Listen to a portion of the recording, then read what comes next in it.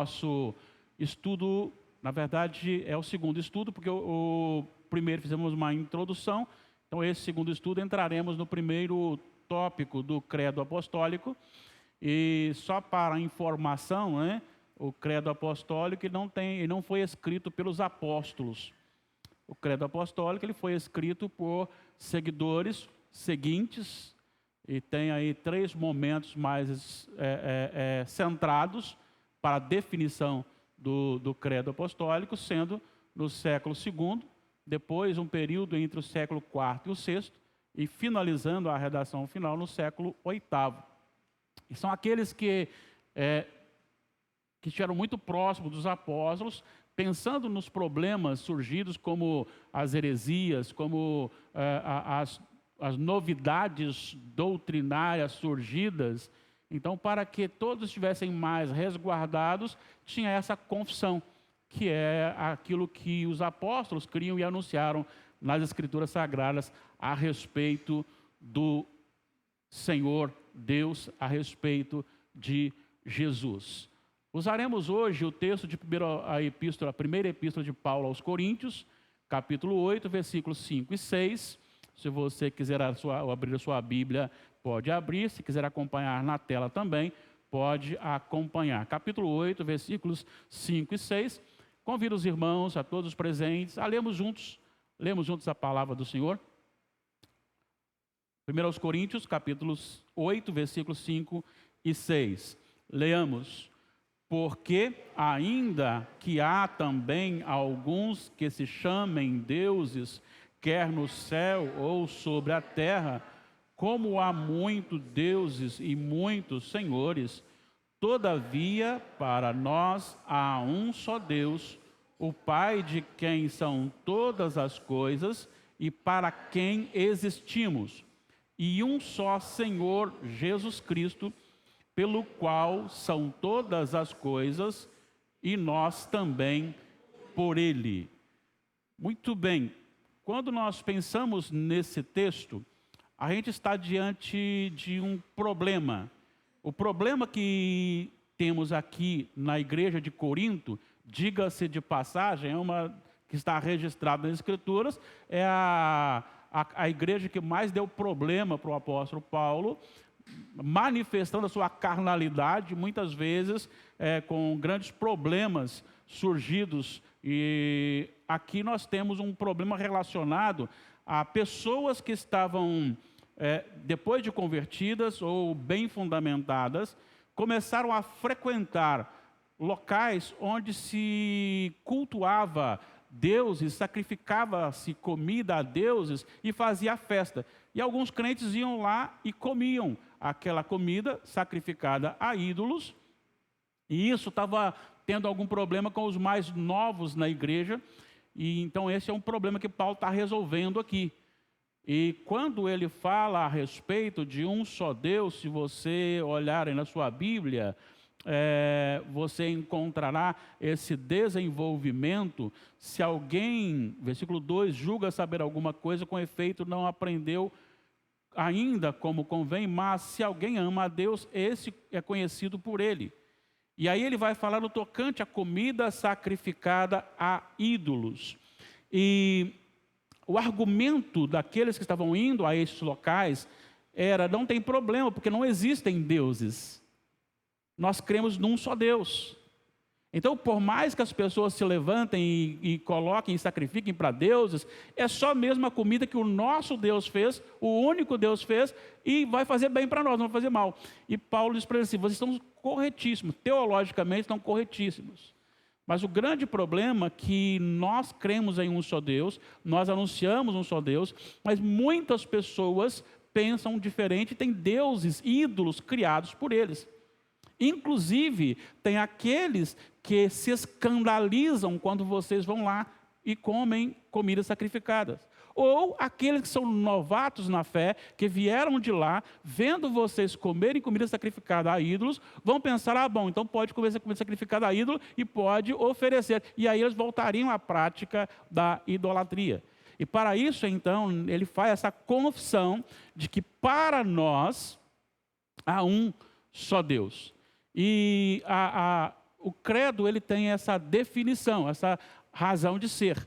Então ele vai trabalhar algumas sentenças muito importantes, e o que eu quero trabalhar um pouquinho aqui hoje é que a gente responda essa pergunta: quem é o seu Deus? Ou você fazendo para você mesmo e eu para mim, quem é o meu Deus? E quando eu penso nessa questão do meu Deus, eu preciso saber que, infelizmente, mesmo no meio evangélico, nós temos deuses em cima de Deus. Nós criamos alguns deuses segundo a nossa própria vontade, segundo a nossa própria necessidade, segundo aquilo que eu acho que Deus deva ser. E é isso que nós vamos trabalhar aqui hoje.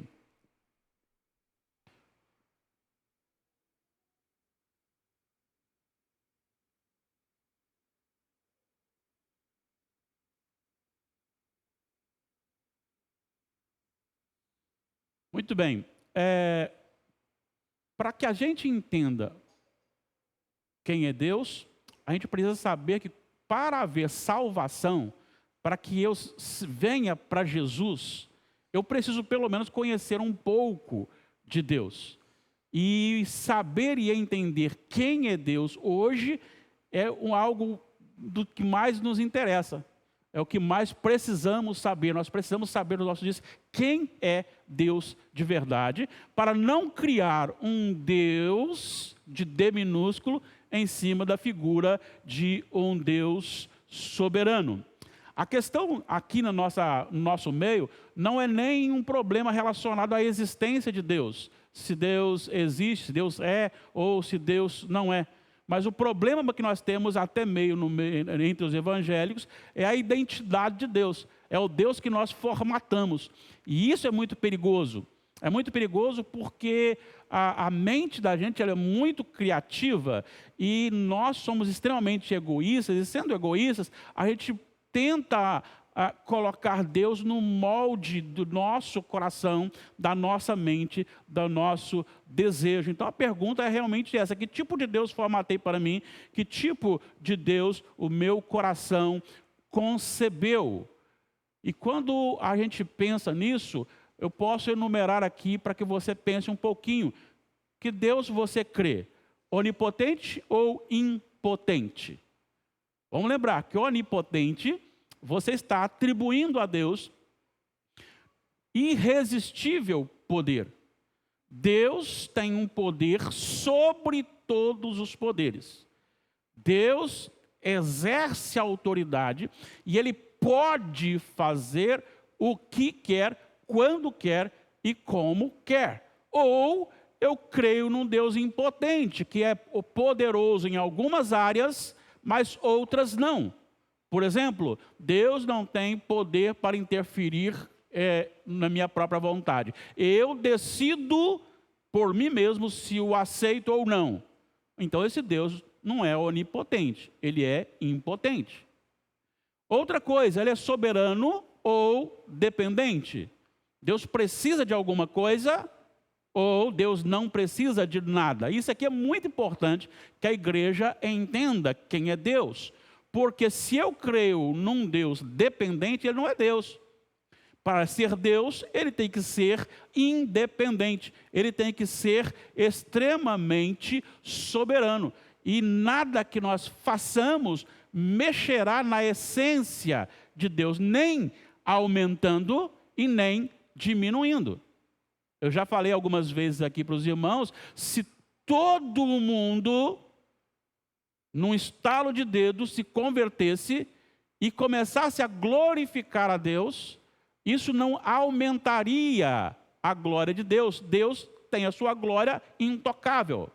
E se todo mundo negasse o Senhor, não diminuiria também a glória de Deus, porque Deus é Deus e Ele é imutável. Ele é Senhor ou servo? Você pede, clama ou determina? Se você determina, Ele é seu servo. Se você clama e espera a sua graça e misericórdia, Ele é seu Senhor. Ele é imutável ou mutável? É um Deus que tem duas vontades no sentido de, não deu certo aqui, faço aqui. Suficiente ou insuficiente? Então é esse desafio. Quem é Deus para mim? São alguns tipos.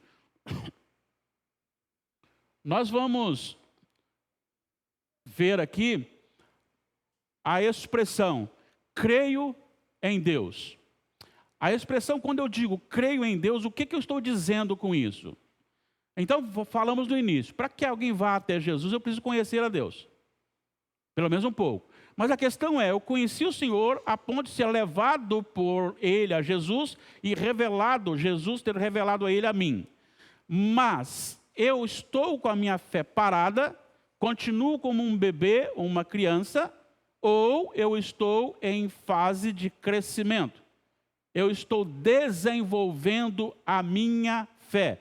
Para que eu tenha um relacionamento substancial, significativo, concreto e crescente com Deus, é preciso buscar em Jesus e, iluminado pelo Espírito Santo, o conhecimento de Deus. O que eu tenho que fazer? Como é que eu vou conhecer a Deus? Vamos lembrar o que Jesus disse. Jesus disse que Ele é a revelação do Pai. Agora, Ele disse que o Consolador viria e o Consolador o glorificaria, o revelaria, o mostraria ao ser humano. Então, se eu quero crescer, eu preciso buscar em Jesus este conhecimento, e buscando sempre a dependência do Espírito Santo. Há uma necessidade do crescimento de Deus. Por quê? Porque a falta do crescimento de Deus os conduz a uma miscelânea doutrinária sem definição correta, que aceita tudo como a adoração a Deus. Você está cansado de ouvir a expressão, Deus é um só. Deus é um só. Deus é um só. Recentemente estava lendo um livro e o autor dizia de evangélicos, pastores que estavam no púlpito com um muçulmano, e o muçulmano falando de Jesus como um excelente profeta, e os pastores dizendo, glória a Deus, amém. Porque em nome daquela, não vamos ter problema não, né?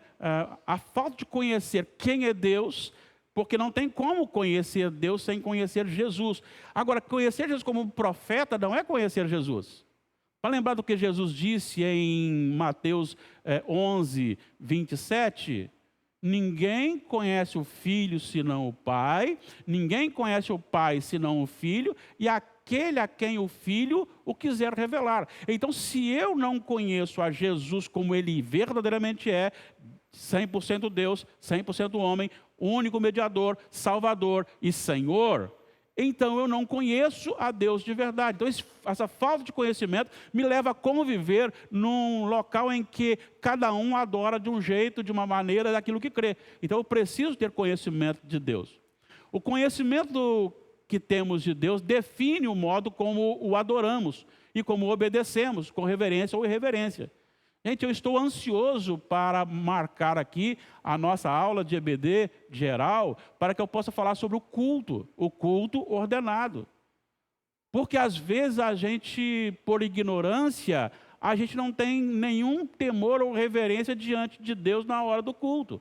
E nós precisamos saber quem é este Deus. A ignorância sobre Deus leva o crente a rejeitar discussões teológicas e se unir em adoração em qualquer fé duvidosa, sem qualquer questionamento, levando em conta apenas o pragmatismo. Assim, se eu tenho pouco conhecimento de Deus, aí eu falo, não. Discutir teologia, não. Veja, eu não posso chegar ao ponto de brigar com alguém. Agora, a boa discussão teológica, doutrinária, ela é necessária. Os argumentos são necessários. E quando você diz, não, eu acho que teologia, doutrina é para lá, você está correndo sério risco por não conhecer a Deus e estar no mesmo meio de adoração de fé duvidosa, em que crê num Deus diferente, embora seja o Deus que está aqui, mas você cria um Deus diferente para você crer. A pessoa crê num Deus diferente, né? E assim por diante. Então você precisa ter essa definição, e você precisa saber e conhecer. Existem muitas pessoas que pensam que se está dando certo, é de Deus. Nem sempre. Nem sempre. Se nós olharmos muitos locais em que Deus é colocado como um servo, está superlotado. Se você quer mexer com a emoção, adivinhar o futuro, falar a respeito de coisas que vão acontecer, certamente você terá um número maior de pessoas presentes e não terá um número de pessoas que querem conhecer verdadeiramente o Senhor.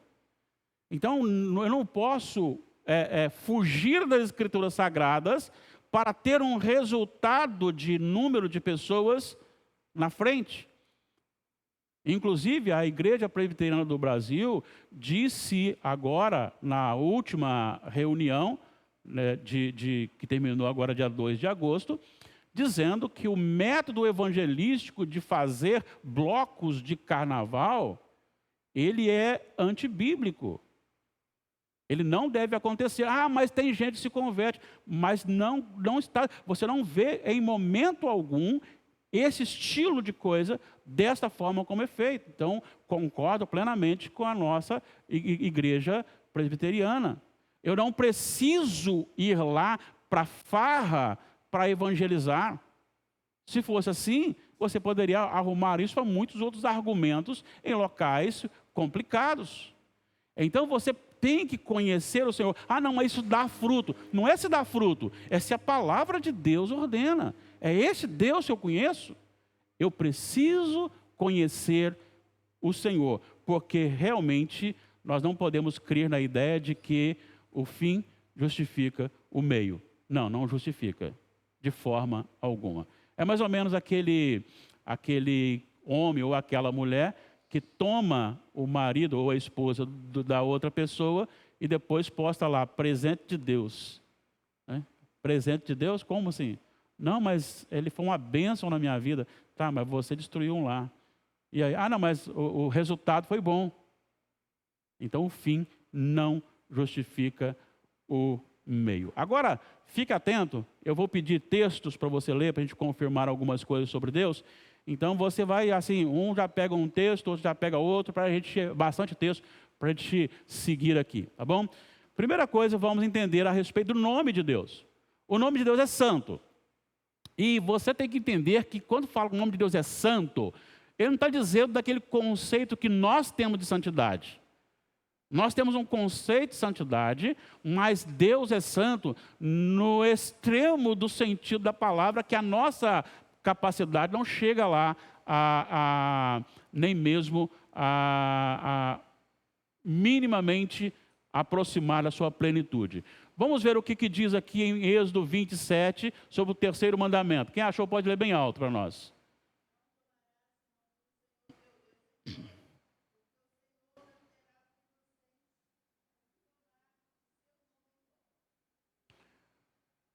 Êxodo 20, versículo 7, certo? Não tomarás o nome do Senhor teu Deus em vão. Por quê? Porque ele não terá por inocente aquele que tomar o seu nome em vão. Mateus 6,9, a primeira petição contida na oração ensinada por Jesus Cristo, reivindica a santidade do nome de Deus.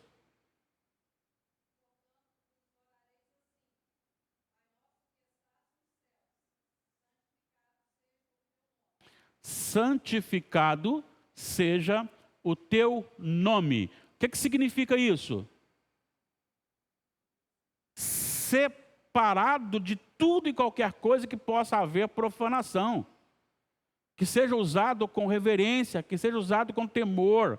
E aí, nós temos aqui em Levítico 11, 44 e 45, o nome de Deus é a sua própria essência. O seu nome é santo, porque Ele é santo. Leiam, por gentileza, Levítico 11, 44 e 45.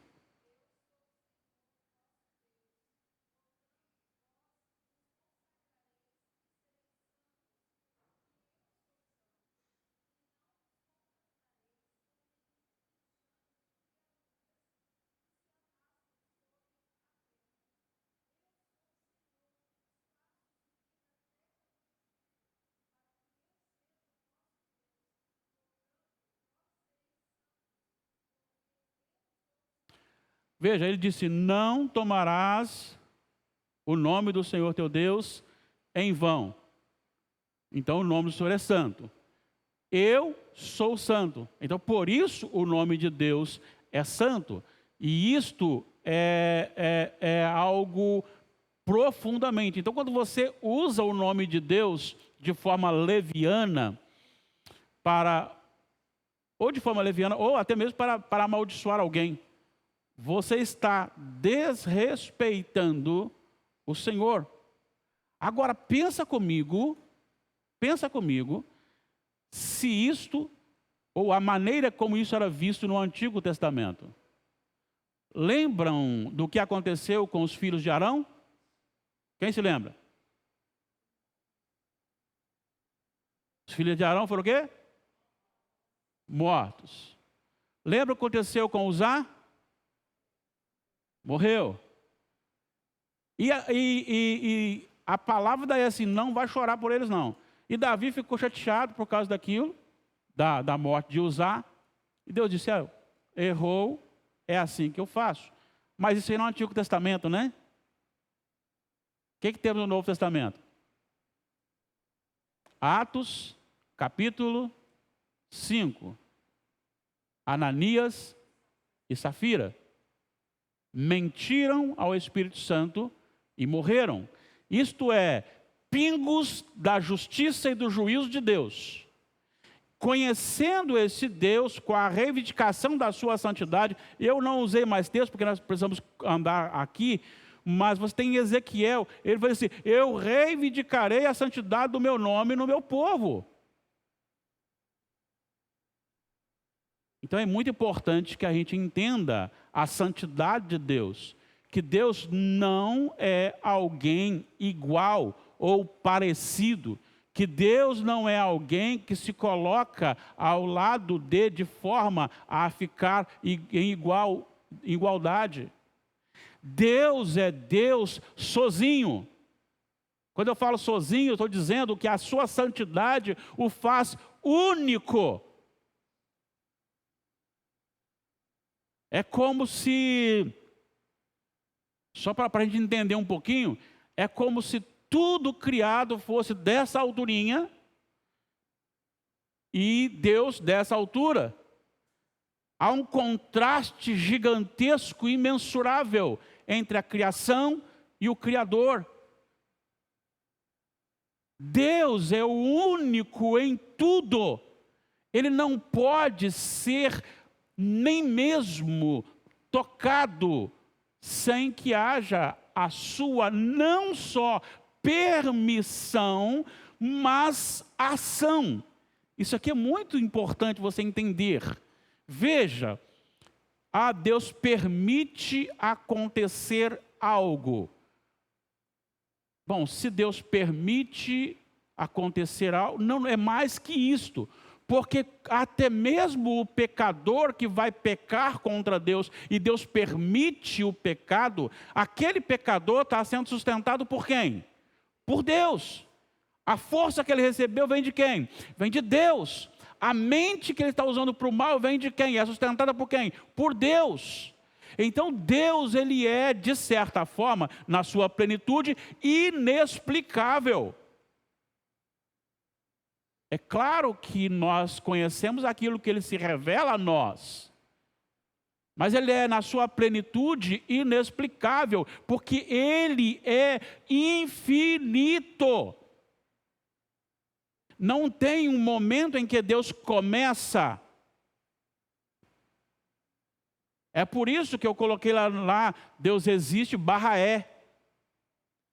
Porque embora a gente entenda quando fala que Deus existe, mas existência dá a ideia de vir a existir. Deus falou para Moisés, eu sou o que sou. Eu não tenho parente para dizer, eu sou filho do, se fosse mineiro, né? Sou o filho do Titonho ali, né? Do dono da padaria. Eu sou parente de alguém aqui de Nova Brasília. Eu sou parente do fulano e tal. Não, Deus não tem ninguém para comparar com ele assim. Eu sou né? Não, eu sou o que sou. Por quê? Porque ele é único. É este Deus que nós temos visto mostrado nas Escrituras e aplica para a sua santidade. Veja bem a sua revelação. Ele é revelado nas Escrituras como Criador não criado. Gênesis 1:1, dá para falar de cor, né? No princípio, criou Deus os céus e a terra. E me lembrei aqui agora ao Senhor pertence a terra e tudo que nela há, o mundo e os que nele habitam. Então ele é revelado como Criador, nada havia. Sabe, eu falei aqui na última quarta-feira, se não estou equivocado, ou no domingo à noite, como é bonito você ver, segundo o versículo de Gênesis, do capítulo 1, vai dizer que tudo era água. E aí agora me explica uma coisa, dona Laís. Se tudo era água e a água continua, como é que a água não tomou o lugar dela? Porque Deus disse, saia, ajunte-se lá. E ela vai. É esse Deus que é o Criador e Ele é o sustentador de todas as coisas. Ele é revelado como sustentador de tudo pelo poder da palavra, ou a palavra do seu poder. E esse texto aqui é muito rico, Salmo 104, 24 a 32. Por gentileza, leia bem forte.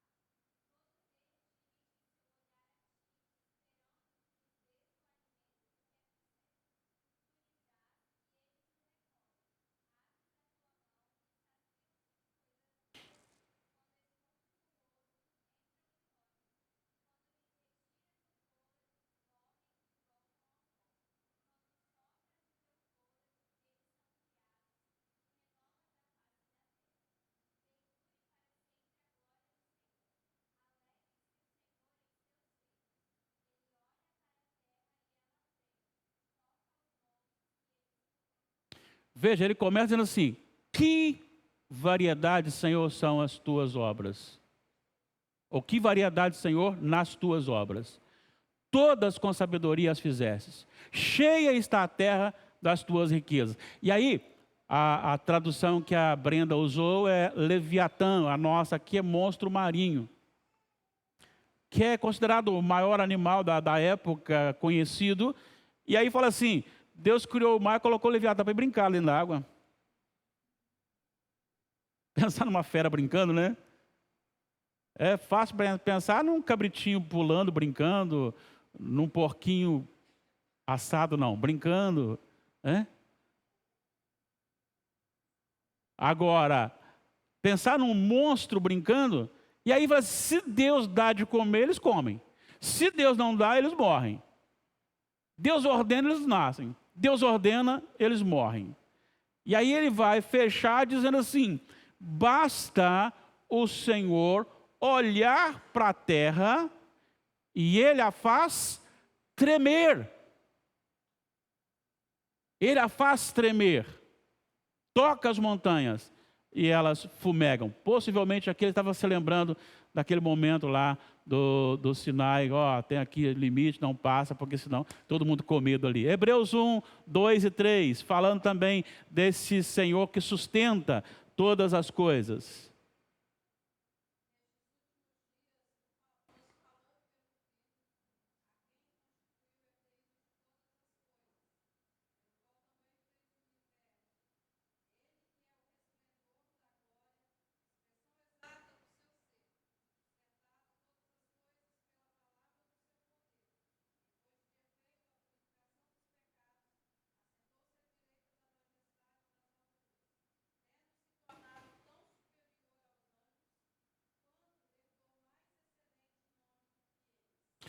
Muito bem, pensa comigo aqui.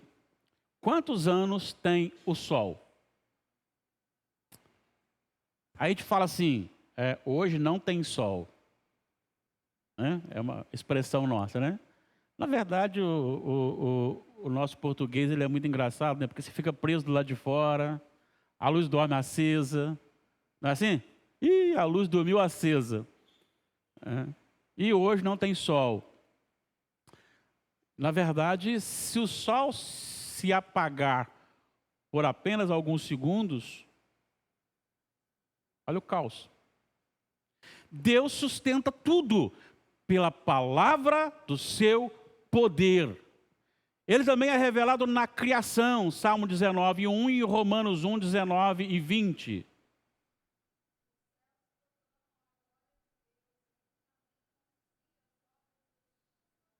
Romanos 1, 19 e 20.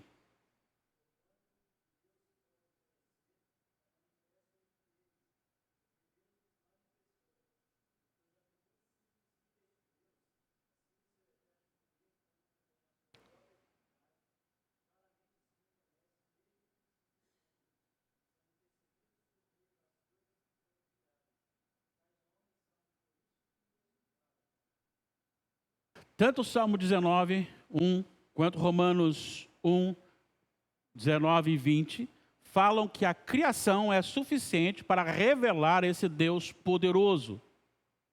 Então não há desculpas para aqueles que estão em locais distantes, porque isso deveria e é suficiente para que saiba que tem um Criador sustentador de todas as coisas.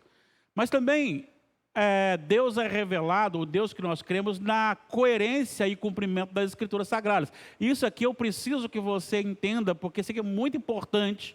Isaías 53, 4 a 9, Mateus 8, 17, 1 de Pedro 2, 22 e 24. Vamos para o primeiro texto, Mateus 53, 4 a 9.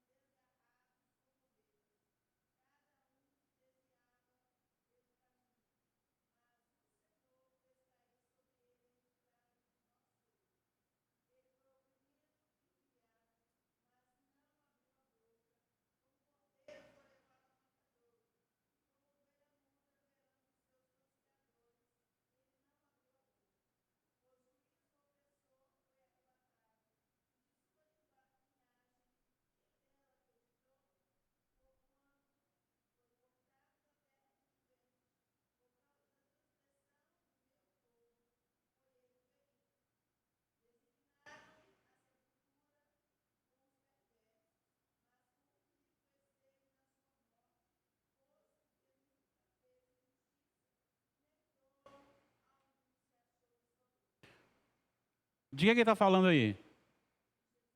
Vamos ver se é mesmo? Mateus 8, 17.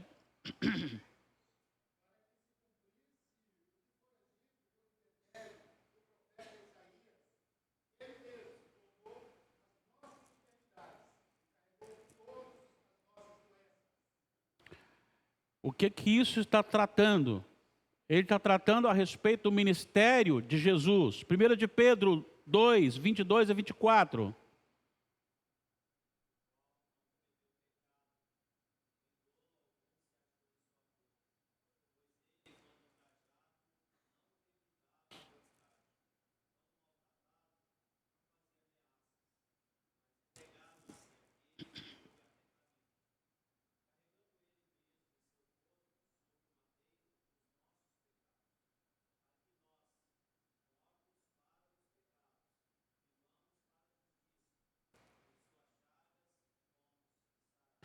Ele está fazendo referência a quê?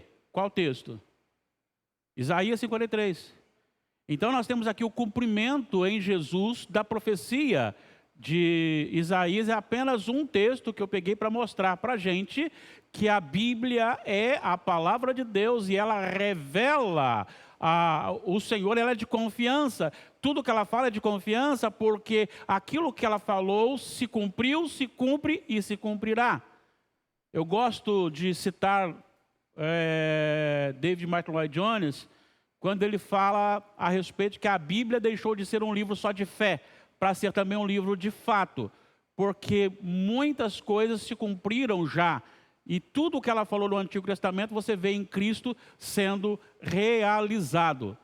E agora, para a gente fechar isso aqui, revelado em Jesus Cristo. Eu estou conduzindo o nosso coração para que sejamos fiéis e venhamos a declarar realmente: eu creio em Deus. Que Deus eu creio? O Deus revelado nas Escrituras, o Todo-Poderoso, que não é fraco, não é limitado, não é dependente e assim por diante. Olha só o que Jesus Cristo revela de Deus. João 14, 9, Colossenses 1, 15, 2 Coríntios 4, 3, 4 e 6. Capítulo 4, versículos 3, 4 e 6. Vamos lá para João 14, 9.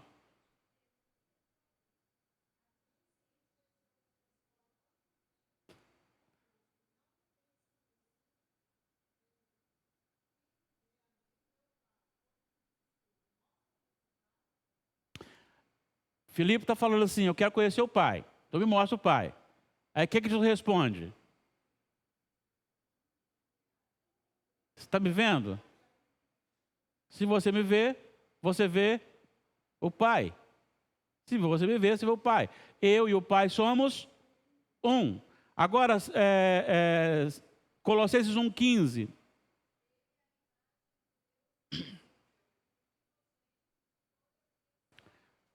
A imagem do Deus invisível. Por favor, Ana Carolina, leia para nós 2 Coríntios 4, versículos 3, 4 e depois o 6.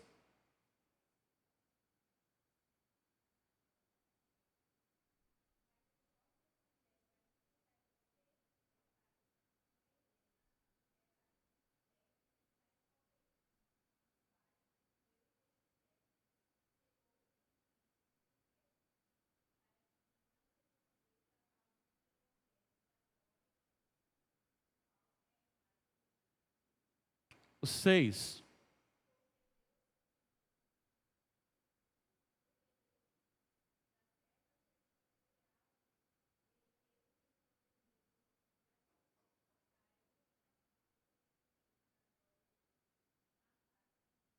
Assim como nós já vimos em outros textos, aí nos diz que aqueles que não conhecem a Deus é porque o inimigo está cegando os seus olhos. E eles não conseguem ver Jesus como Deus, a imagem de Deus. Versículo 4, final do versículo 4. E o versículo 6, dizendo que para quem se converte, é como se Deus tivesse criado a luz, haja luz. É o mesmo termo usado lá em Gênesis, capítulo 1. E aí ele vai dizer: porque Deus revela a sua glória na face de Cristo. Nós temos muitos outros textos que poderíamos explorar, como por exemplo, que você não precisa buscar em mais nada, a não ser só em Jesus, porque Jesus é o mistério de Deus. Colossenses 2:2. Capítulo 3 vai dizer que em Jesus estão ocultas todas as riquezas da sabedoria e do conhecimento. Então, Jesus é a revelação plena de Deus. Jesus tem muito mais para a gente aprender do que você imagina. Ou seja, eu vou viver aprendendo sobre Jesus, vou viver aprendendo sobre Jesus e ainda não aprenderei tudo sobre Deus, porque Jesus tem algo infinito de Deus para revelar a nós. E é assim que nós vamos conhecendo o Senhor, é esse Deus que nós conhecemos. Nós não precisamos de coisas mais novas, porque quando eu conheço a Deus em Jesus, sendo Ele a expressão exata do ser de Deus, residindo nele toda a plenitude da divindade, sendo Ele a imagem perfeita de Deus, Deus sendo revelado na sua face, isso significa que eu recebo esses benefícios de Deus e continuo vivo dentro da glória de Deus, porque tem esse filtro que é o Jesus homem, e ele vai revelando a mim, à medida que ele vai revelando o poder de Deus. Vamos pensar um pouquinho aqui. O porquê que Jesus efetuou as curas, os milagres, os sinais. Por que Jesus acalmou as tempestades? Que ele era o Cristo, ok. Ele era Deus. Isso revela o quê? O domínio sobre a criação. Quem tem domínio sobre a criação? Só Deus. Olha só, ele está revelando Deus quando ele ordena e o mar se acalma. Quando ele olha para um paraplégico, ou para um cego, ou para um surdo, ou para um mudo, e diz: estás curado. O que ele está revelando? O poder de Deus sobre as enfermidades. Quem pode curar? Quem pode realizar isso? Só Deus. Então ele está revelando o poder de Deus. Quando ele ressuscita, ele está manifestando o poder de Deus sobre a morte. Só quem pode dar vida é Deus. Ele está revelando a glória e o poder de Deus. Quando ele expulsa demônios, espíritos imundos, ele está revelando aquele que tem autoridade total sobre os espíritos imundos. Ele está manifestando a glória de Deus. Quando ele revela o Pai ao coração empedernido, um coração petrificado, um coração morto, quando ele faz isso, ele está revelando o poder de Deus em salvar uma vida. Então, ele é a revelação plena, ele anuncia, e aí ele chega ao ponto de revelar-nos não apenas a glória e o poder de Deus no trajeto da história, mas ele nos revela o juízo final, a condenação dos não crentes, juntamente com o diabo e os seus, a salvação dos redimidos, não apenas esta colocação, mas ele revela o estado em que viverão aqui na esquerda os que forem condenados, e aqueles da direita que estão na presença do Pai. Ele revela como será na perdição eterna, ele revela como será na nova terra e novo céu. Ele revela a eternidade. Então Deus se revelou plenamente em Jesus Cristo. É por isso que eu não me cansarei de pregar Jesus Cristo crucificado e ressuscitado, glorificado. Como eu já disse, eu posso treinar algumas boas palavras, alguns jargões especiais para impressionar, palavras de efeito. Eu posso fazer isso. Durante a semana eu posso buscar algumas coisinhas, um treinamento e mexer com o emocional de vocês, eu posso. Mas eu decidi, todos os meus sermões, pregações, estudos, aulas, falar apenas o óbvio: Jesus Cristo, o Filho de Deus, morto, crucificado, morto, ressuscitado e glorificado como nosso Senhor e Salvador. Eu creio no poder da palavra. Eu creio no poder da palavra. Alguma dúvida? Vamos encerrar. Quando eu digo creio em Deus, essa expressão creio em Deus não é uma expressão de uma imaginação criadora ou de um exemplo projetado, mas é uma resposta sincera e real de uma revelação contida nas Escrituras, na criação e na história, sendo consumada na face gloriosa de Cristo. Não é algo assim que surgiu da minha cabeça. Não é algo que simplesmente alguém falou. Alguém falou, está escrito, a história mostra, e é em Jesus. Eu deixo de saber sobre Jesus. Eu gosto muito daquela expressão usada por Paulo, quando ele diz assim: e não vos conformeis com esse século, mas transformai-vos pela renovação da vossa mente, para que experimenteis. É mais do que simplesmente saber qual é a vontade, é experimentar a vontade de Deus. Talvez seja isso que muitos crentes estão precisando: experimentar Jesus Cristo e experimentar a glória de Deus. Creio em Deus é uma confissão independente do que acho ou defino o que Ele é, mas nas revelações contidas nas Escrituras Sagradas. O Deus que confessamos não depende do que queremos que Ele seja, mas do que Ele é, e pronto. E pronto. Olha, como pastor, eu faria um Deus um pouquinho diferente. Favoreceria muito, não teria problema com ninguém. Sabe? Nos tempos idos, conta-se de um professor de classe de preparação, dizem que ele era não tinha muito espírito de firmeza e muito conhecimento, né? E aí o pessoal brincava, né? E aí já era uma brincadeira por causa da sua falta de conhecimento. E ele era professor de preparação de profissão de fé. E aí ele dizia o seguinte, né? Aí se alguém já fala assim, ele perguntou para um aluno, né? Quem é Jesus? Aí o menino respondeu, Jesus é o meu Senhor e o meu Salvador. Aí ele, é isso mesmo. E para você? Para mim não. É isso mesmo. Faltou conhecimento e faltou firmeza, né? Então assim, para você agradar a todos, né? Eu creio que tem que ser assim. Aí, não, tá bom, não tem problema, Deus é um só. Eu creio que tem que fazer assim. Não, tá bom, Deus é um só. Não é o Deus que eu quero. Eu não sirvo um Deus que eu quero.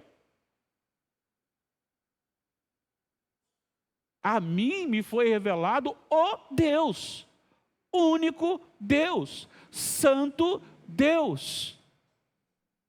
É este Deus que não perde o controle de nada, que não depende de nada, que não precisa de nada. Este é o Deus que nós cremos. O que alterar isso, o Deus que você crê não é o Deus das Escrituras. Não é o Deus real, não é o Deus verdadeiro.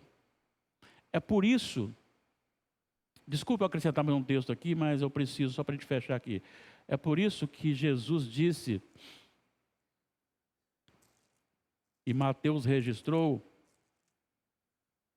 no capítulo 7,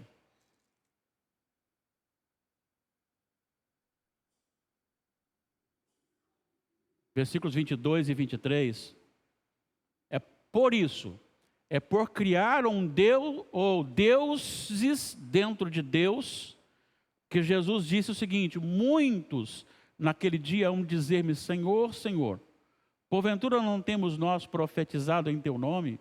Em Teu nome não expelimos demônios? Em Teu nome não fizemos muitos milagres?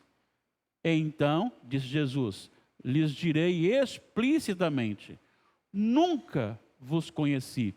Apartai-vos de mim, os que praticais a iniquidade.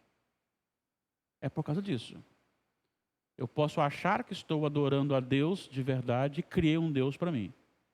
Então a questão é essa, que Deus é o meu Deus. O que nós acabamos de expor nas Escrituras Sagradas aqui agora, que é apenas um pouquinho, porque tem muito mais coisa, nós não podemos explorar tudo.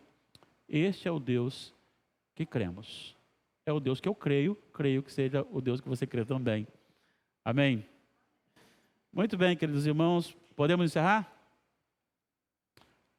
Vamos orar ao Senhor? Vamos nos colocar em pé e vamos encerrar agradecendo a Deus por este momento e que o Senhor, o Espírito Santo, nos revele cada dia mais de Deus no nosso coração. Que Ele nos ilumine para conhecer o Senhor Jesus.